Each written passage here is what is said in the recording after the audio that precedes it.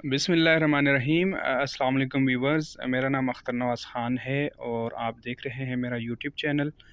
आज बात करेंगे जी मुस्लिम लीग नून और पीपल्स पार्टी की आला क़यादत में जो मुलाकात हुई है उस सिलसिले में। ये मुलाकात हुई जी शहबाज शरीफ की दावत पर। शहबाज शरीफ ने एक पुरतकल्लफ़ दावत दी थी पीपल्स पार्टी की आला क़यादत को, और ये मुलाकात उस खाने पर हुई शहबाज शरीफ की तरफ से।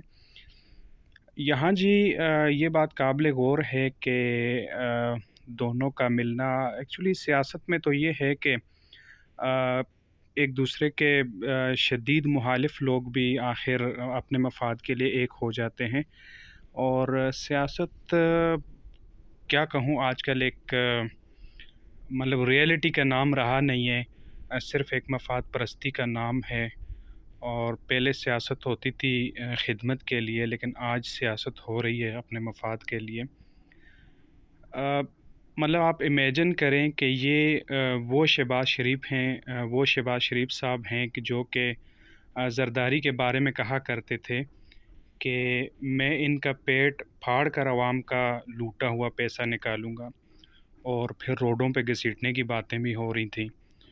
और एक और ताज्जुब की बात यह है कि इस मुलाकात में साद रफ़ीक साहब भी मौजूद थे, और ये वो साद रफ़ीक हैं जो कि ज़रदारी साहब से पूछा करते थे कि ज़रदारी साहब, आपका पेट कब भरेगा।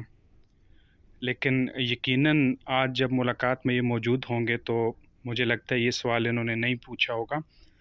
और ये मुलाकात किसी मसलहत के तहत नहीं हो रही, बल्कि ये लोग अपनी मजबूरियों के तहत इकट्ठे होते हैं, क्योंकि इनका मफाद एक होता है। इन्होंने एक दूसरे को डिफेंड करना होता है, एक दूसरे की पर्दादारी करनी होती है, और एक दूसरे को इन्होंने बचाना होता है, क्योंकि मफाद इनके एक जैसे होते हैं। जैसा कि आप समझ सकते हैं कि पीपल्स पार्टी का और स्विंग्स बैंक्स का जो है ये तो चोली दामन का साथ है। इसी तरह मुस्लिम लीग नून की आला क़यादत और फिर लंदन में इनकी जायदाद जो है, इनकी फैक्ट्रियां जो है, इनका चोली दामन का साथ है। और अगर ये एक दूसरे को डिफेंड नहीं करेंगे तो ये चीज़ें इन चीज़ों को ये तहफ़्फ़ुज़ नहीं दे पाएंगे। तो यहाँ मैं किसी के हक़ में नहीं बोल रहा, किसी को सपोर्ट नहीं कर रहा, किसी के ख़िलाफ़ नहीं बोल रहा, लेकिन एक बात ज़रूर कहूँगा कि इमरान खान ने इन लोगों को एक पेज पर ज़रूर इकट्ठा किया है, क्योंकि यहाँ ये लोग मफाद से अपने अपने सियासी मसले, सियासी मफाद से बालातर होकर इकट्ठे होते हैं। यहाँ पीपल्स पार्टी की जो सियासत है उसको दाद देनी पड़ेगी कि पीडीएम ने पीपल्स पार्टी को अपने इत्तेहाद से निकाल दिया था और उसको शोकाज़ नोटिस भी जारी किया था, जिस पर पीपल्स पार्टी ने शदीद नाराज़गी का इज़हार किया था, और उन्होंने पीडीएम से इस चीज़ का मुतालबा किया था कि उनसे माफ़ी मांगी जाए।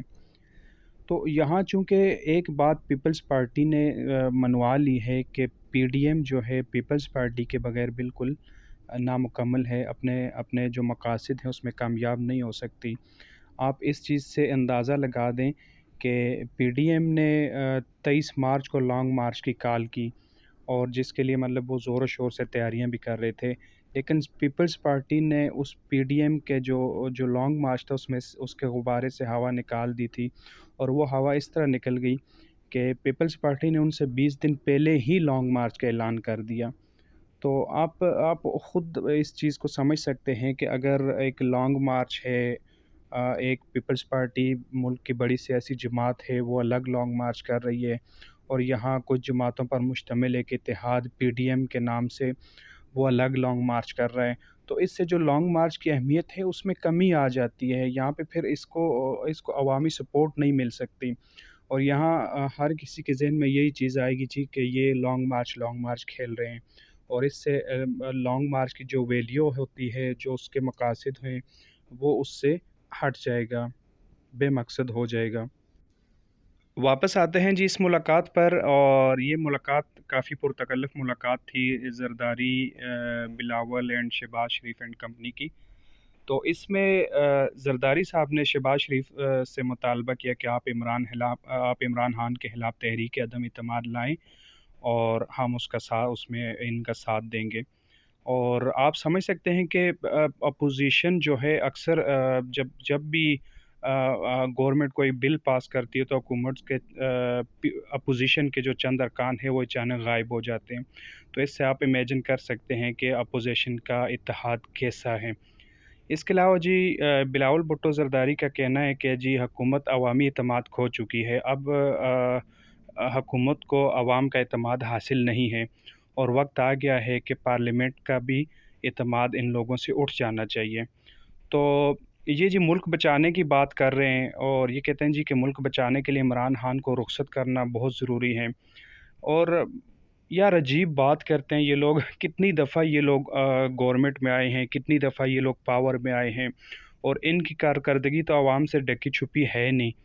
اور یہاں انہوں نے بلاول بھٹو صاحب نے جو ہے قائد حزب اختلاف شہباز شریف کی تعریف بھی کی. ان کا کہنا تھا کہ شہباز شریف نے جو ہے اپوزیشن کو متحد رکھا.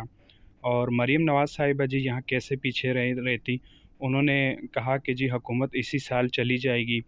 اور جب ان سے اس اکٹھا ہونے کا پوچھا گیا کہ جی آپ مطلب کیسے اس چیز پر اکٹھے ہو سکتے ہیں کیونکہ آپ تو بلاول بھٹو صاحب کو سلیکٹڈ کہتی تھیں, تو اس سوال پر مریم نواز شریف صاحبہ کا کہنا تھا کہ عوام کی بات پر سب کو ایک ہونا چاہیے.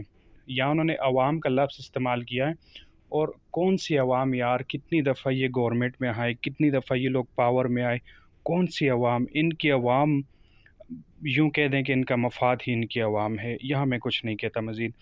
اور یہاں جی حکومت کے جو ترجمان لوگ ہیں وہ تو پھر پیچھے رہتے ہی نہیں ہیں. فواد چودھری صاحب ہو گئے, شیخ رشید صاحب ہو گئے, شہباز گل صاحب ہو گئے. آپ کو پتہ یہ تو تنقید کرنے میں پیش رہتے ہیں. تو یہاں فواد چودھری صاحب نے اپوزیشن کو کرمنلز کا گینگ کا نام دیا ہے. اور ان کا کہنا ہے کہ عمران خان کے خلاف اکٹھے ہوتے ہیں یہ لوگ, اور ان کو اکٹھا ہونا ہی چاہیے کیونکہ اسی میں ان لوگوں کی بچت ہے. اس کے علاوہ تو یہ لوگ ان کے پاس کوئی چارہ نہیں ہے کہ یہ لوگ کیا کریں, تو ان کو مجبوری میں عمران خان کے خلاف اکٹھا ہونا پڑتا ہے. اور ہمیں اس چیز سے کوئی فرق نہیں پڑتا, یہ اپنی دولت بچانے کے لیے اکٹھے ہوئے ہیں. اگر فضل الرحمان بھی ان کے ساتھ ہوتے تو اچھا ہوتا. اس کے علاوہ جی شیخ رشید صاحب میدان میں آئے ہیں, انہوں نے بھی خوب تنقید کے نشتر چلائے ہیں. اور ان کا کہنا ہے کہ جی یہ اپوزیشن عدم اعتماد لائے یا مارچ کرے, ان کو حاصل کچھ نہیں ہونا. اور نواز شریف کی سیاست کو انہوں نے کہا کہ یہ نسلہ ٹاور جیسی ہے اور یہ زمیں بوس ہو جانی ہے. اور زرداری صاحب کی جو سیاست ہے انہوں نے کہا کہ یہ تجوری ہائٹس ہے, یہ لوگ منہ کی کھائیں گے.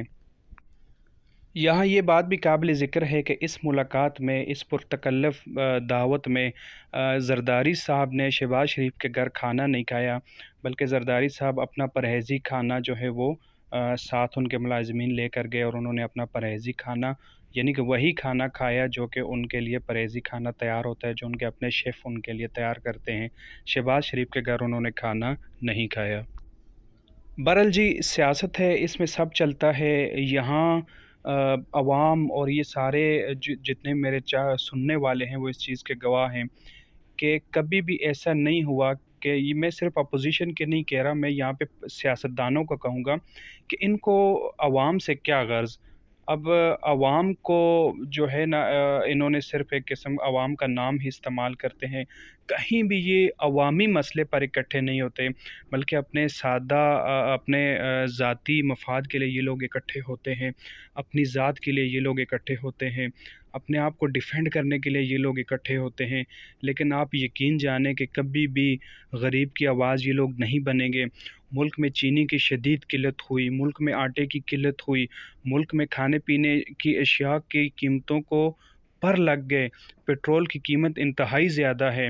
لیکن آپ یقین جانیں یہ اس چیز پہ کبھی بھی اکٹھے نہیں ہوں گے کیونکہ یہ ایک عام عوام کا مسئلہ ہے اور انہیں عام عوام سے کوئی لینا دینا نہیں ہے. بہرحال جی میری دعا ہے کہ ہمارا ملک دن دگنی رات چگنی ترقی کرے. آئی ہوپ کہ میری ویڈیو بھی آپ لوگوں کو پسند آئی ہوگی. ویڈیو اچھی لگے تو لائک اور شیئر کریں, میرے چینل کو ضرور سبسکرائب کریں. اپنا اور اپنے چاہنے والوں کا ڈھیروں سارا خیال رکھیے گا. مجھے اجازت دیجیے, اللہ حافظ۔